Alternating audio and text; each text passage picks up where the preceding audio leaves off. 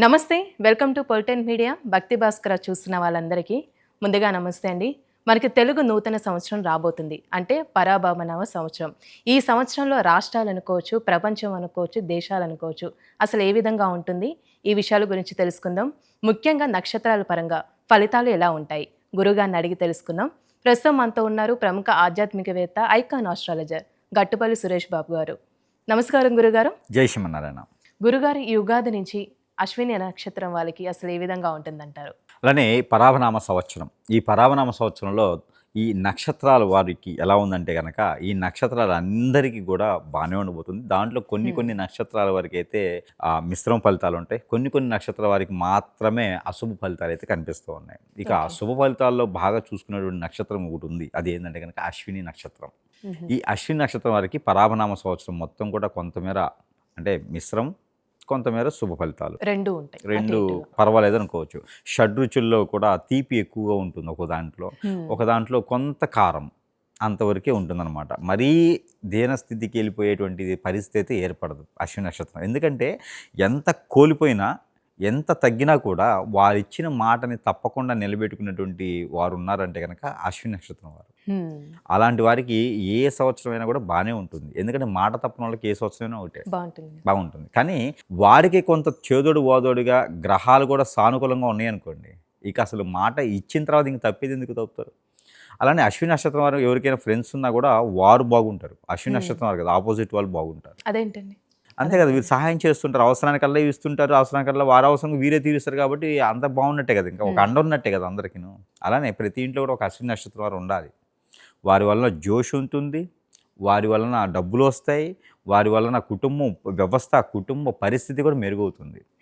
అలాంటి ఈ యొక్క పరాభనామ సంవత్సరంలో కూడా అశ్విని నక్షత్రం వారికి పోయినటువంటి 2.5 సంవత్సరాల వరకు కూడా కొంతమేర అశుభ దృష్టితోనే ఉన్నారు. ఇప్పుడు కూడా శని భగవాన్ యొక్క అశుభ దృష్టి ఉంది. 12వ స్థానంలో శని భగవాడు ఉన్నాడు. ఈ పరాభనామ సంవత్సరం మొత్తం కూడా శని భగవాడు మీనరాశిలోనే ఉంటాడు. అయినప్పటికీ కూడా వీరికి కొన్ని రకాల గ్రహాలు, ఒకటి గురువు.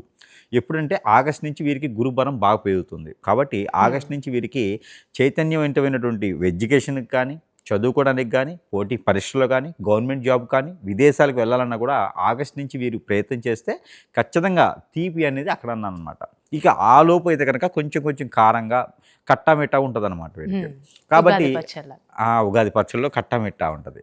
అయితే దానికి ఏంటంటే కనుక డబ్బులు కొంతమేర వ్యాపార సంస్థల్లో కనుక కొంచెం ఏదో నడిచిపోతుంది అనుకోవడానికి ఉంటుంది. ఈరోజు క్లోజ్ చేస్తే 2,000 లాస్ అనుకోవాలి. అందుకని రోజు షాప్ పెట్టుకుంటూ ఉండాలన్నమాట. అట్లా ఒడిదుడుకులు అనేది ఒకరిని అప్పడకుండా వీరికి కొనసాగించేలా కనపడుతూ ఉంది.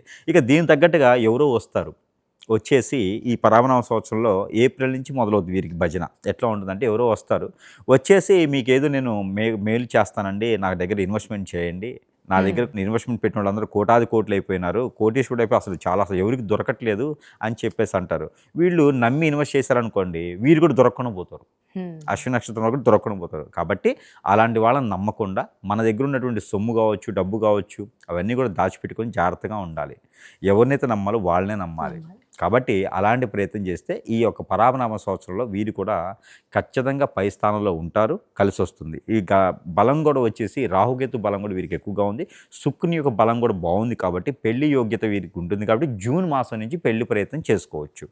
ఒక్కసారి కూడా కాని వారికి అయితే జూన్ మాసం నుంచి వీరు పెళ్లి ప్రయత్నం చేసుకుంటే కనుక తూర్పు దిశగా ఉన్నటువంటి అమ్మాయి సంబంధం, దక్షిణ దిశగా వచ్చేటువంటి అబ్బాయి సంబంధం కూడా వీరికి కుదిరేటువంటి యోచన ఉంది. కాబట్టి ఇలాంటి ప్రయత్నం చేసుకోవచ్చు. కొత్తగా ఏదైనా వ్యాపారాలు చేసుకోవాలి అనుకున్న వారు ఎవరైనా ఉంటే బట్టల వ్యాపారం చేసుకోవచ్చు, బొటిక్ లాంటివి చేసుకోవచ్చు, ఫ్యాషన్ డిజైన్ లాంటివి చేసుకోవచ్చు. ఇలాంటి వ్యాపారాలు వీరికి అద్భుతంగా ఉంటాయి. ఫ్యాన్సీ షాప్స్, పచారీ షాప్స్ పెట్టుకోవచ్చు, సూపర్ మార్కెట్స్ లాంటివి పెట్టుకోవచ్చు. ఇలాంటి వాటిలో పార్ట్నర్షిప్ లాంటివి పెట్టుకోకూడదు. ఇండస్ట్రీ లాంటివి కూడా, ఫుడ్ ఇండస్ట్రీ వీటికి స్టార్ట్ చేసుకుంటే కూడా అశ్విని నక్షత్రం కూడా బాగానే ఉంటుంది. చేపల చెరువులు, రొయ్యల చెరువులు, సపోటా తోటలు వేసుకోవచ్చు. రైతులుగా కూడా వీరు చేసుకుంటే కూడా చాలా అద్భుతంగా ఉంటుంది ఈ సంవత్సరం మొదలు పెట్టుకుంటే కూడా. అయితే అండి, ఈ నక్షత్రం వారికి సంబంధించి విదేశీయానం ఉందంటారా? ఆగస్టు తర్వాత ప్రయత్నం చేస్తే విదేశీయానం ఉంటుంది. ఈ సంవత్సరం అయితే కనుక ఇప్పుడు మొదటి భాగంలో అయితే కనిపించట్లేదు. పెళ్లి సంబంధాలు కూడా జూన్ తర్వాతే కనిపిస్తుంది. ఇక వీరికి ముఖ్యంగా వచ్చేసి ఈ సంవత్సరం మొత్తం కూడా అశ్విని నక్షత్రం వారికి బాగుండాలి కాబట్టి పరిహారాలు చేసుకోవాలి. ఈ పరిహారాల నిమిత్తంగా ముఖ్యంగా వారికి కలిసి వచ్చేటువంటి కలర్ కానీ ఇది చూసినట్టయితే కనుక అశ్విని నక్షత్రానికి ఎరుపు చాలా బాగుంటుంది. ఎరుపు కలర్ ఈ సంవత్సరం మొత్తం కూడా వీరికి చాలా బాగుంటుంది. రెడ్, అందులోను గ్రీన్ బాగుంటుంది, అలానే పింక్ బాగుంటుంది. ఈ 3 కలర్స్ కూడా వీరికి అద్భుతంగా ఉంటాయి ఈ సంవత్సరం మొత్తం కూడాను. ఇంకా పోతే వీరు ఈవెంట్ ఆర్గనైజర్ లాంటి వాటి కూడా చాలా బాగుంటుంది కాబట్టి ప్రయత్నం చేసుకోవచ్చు. డబ్బు ఉంటే అప్పు తీసుకురావద్దు, అప్పు తీసుకొస్తే కష్టం అవుతుంది వీరికి. ఇకపోతే వీరికి కలిసి వచ్చేటువంటి నెంబర్, ఒక నెంబర్ కలిసి వస్తుంది, నెంబర్ 1 వీరికి బాగా కలిసి వస్తూ ఉంది. ఇకపోతే 9 ఇంకా అద్భుతంగా ఉంటుంది, 7 ఈ 3 నెంబర్ కూడా వీరికి అద్భుతంగా కలిసి వస్తాయి. ఇక వీరికి కలిసి వచ్చేటువంటి వారం మంగళవారం, శుక్రవారం ఈ 2 వారాలు కూడా వీరికి అద్భుతం కలిసి వస్తాయి. ఇక దేవుని ఆరాధన కావాలి. ఇక దేవుని ఆరాధన కన్నా ముందు ఒక విషయం ఏంటంటే వీరికి అనుకున్నట్టు పనులు ముందుకు వెళ్ళకపోయినా, భార్యాభర్తలు వచ్చిన గొడవైనా, కోర్టు వ్యవహారాలైనా, ఆర్థిక సమస్యలు, ఆరోగ్య సమస్యలు ఉన్నా కూడా ఇవన్నీ జాతక ప్రకారంగా, నక్షత్ర ప్రకారంగా, లేకపోతేనో ఏదో గ్రహాలు మారినటువంటి ప్రభావితం కాదు. అవన్నీ కూడా దానాలు, ధర్మాలు, యజ్ఞ, యాగ, హోమ, జప, తపాలు, దానాలు చేస్తే అవి పోతాయి. కానీ మీకు పట్టి బీడిస్తూ, బాధిస్తూ, చుట్టూ అష్టదిబ్బంది అవుతూ ఉంటుంది. ఇది ఏంటంటే మన మంచితనం తట్టుకోలేక ఎదుటివారు మనం ఏం చేయించినటువంటి చెడు క్రియ వల్ల కూడా ఇలా అవుతుంది.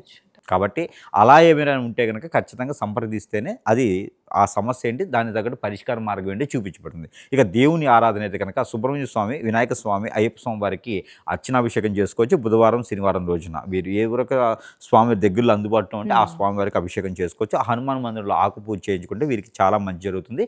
ఇక్కడ మాసానికి ఒకసారి చేయించుకున్నా కూడా వీరికి సరిపోతూ ఉంటుంది. చాలా చక్కగా తెలియసే గురుగారు, ధన్యవాదాలు.